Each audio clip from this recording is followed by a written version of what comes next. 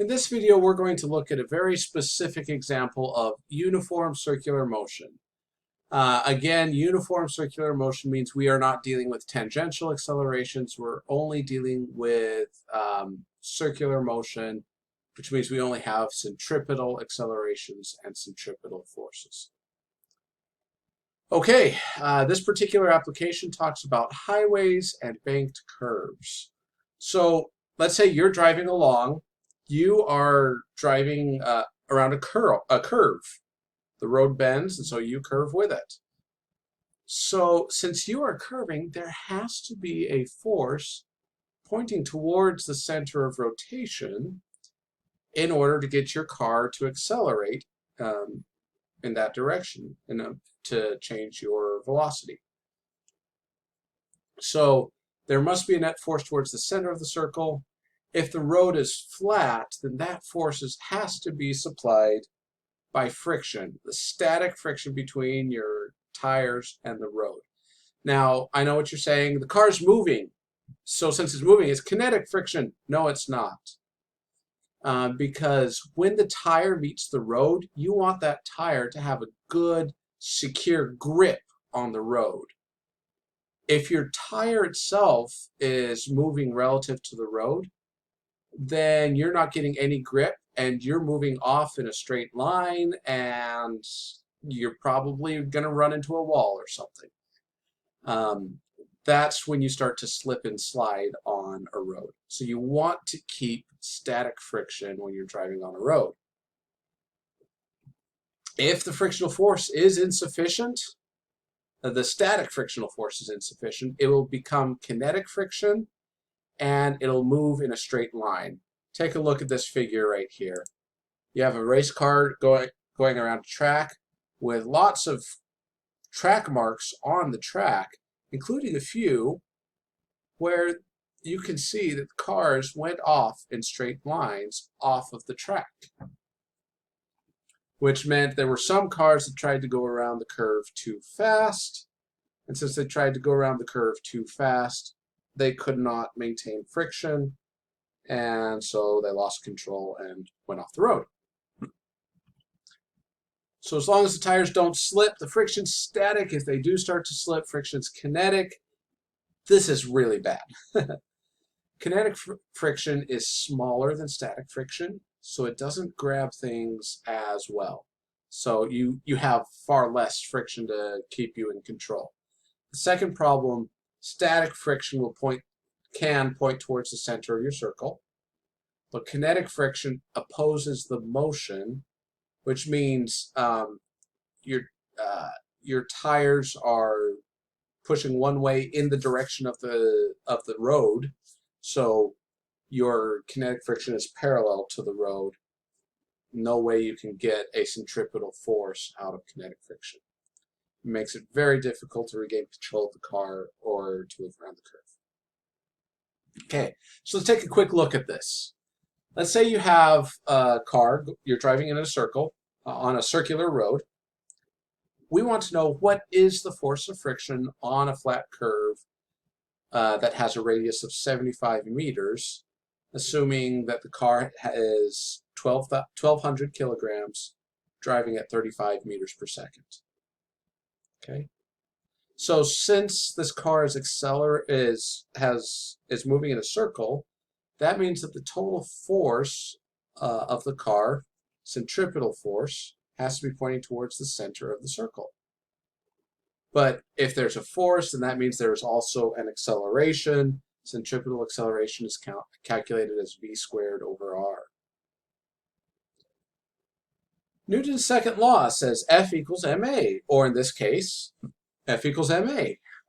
The centripetal force would equal mass times centripetal acceleration.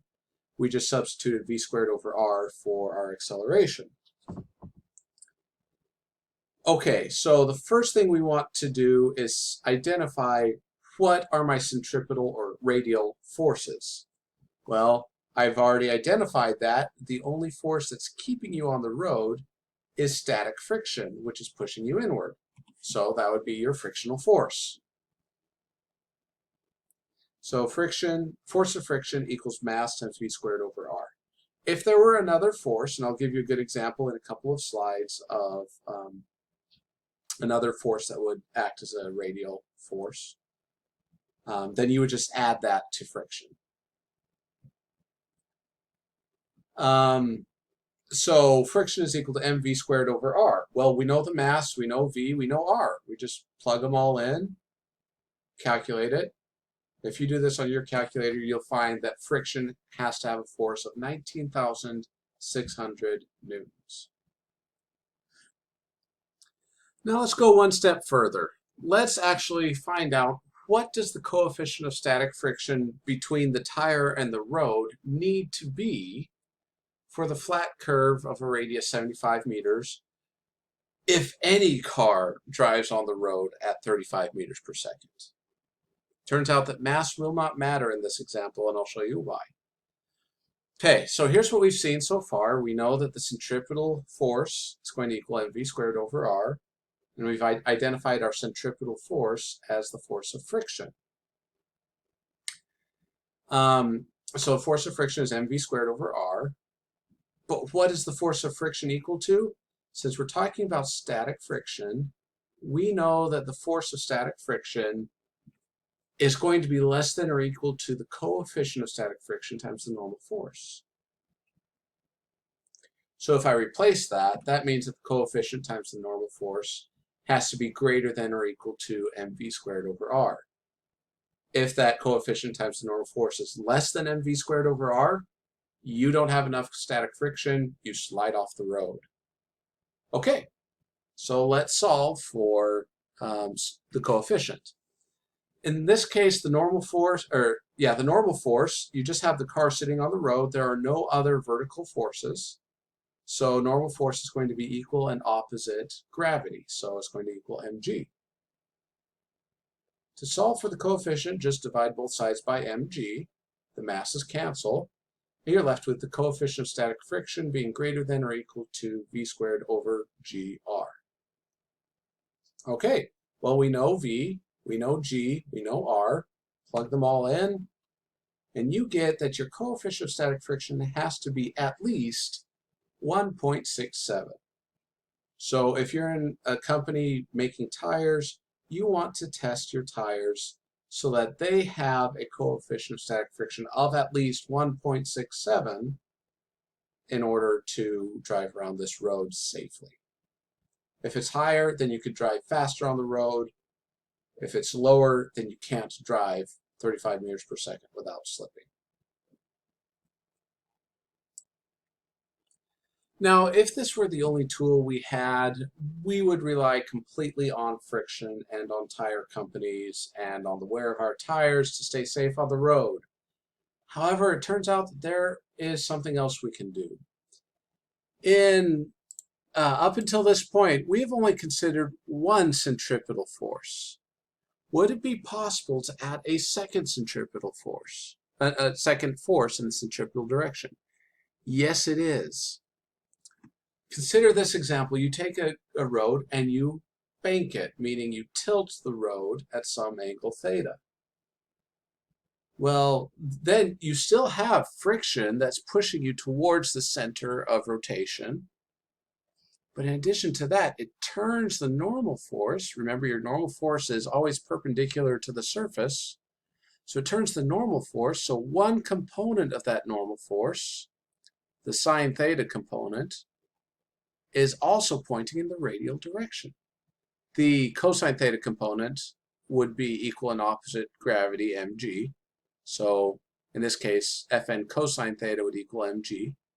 But the Fn sine theta component would add to friction and become part of your centripetal force. And so now that we've banked the roads, now friction plus Fn sine theta is going to equal mv squared over r. Now this is really cool for a specific reason.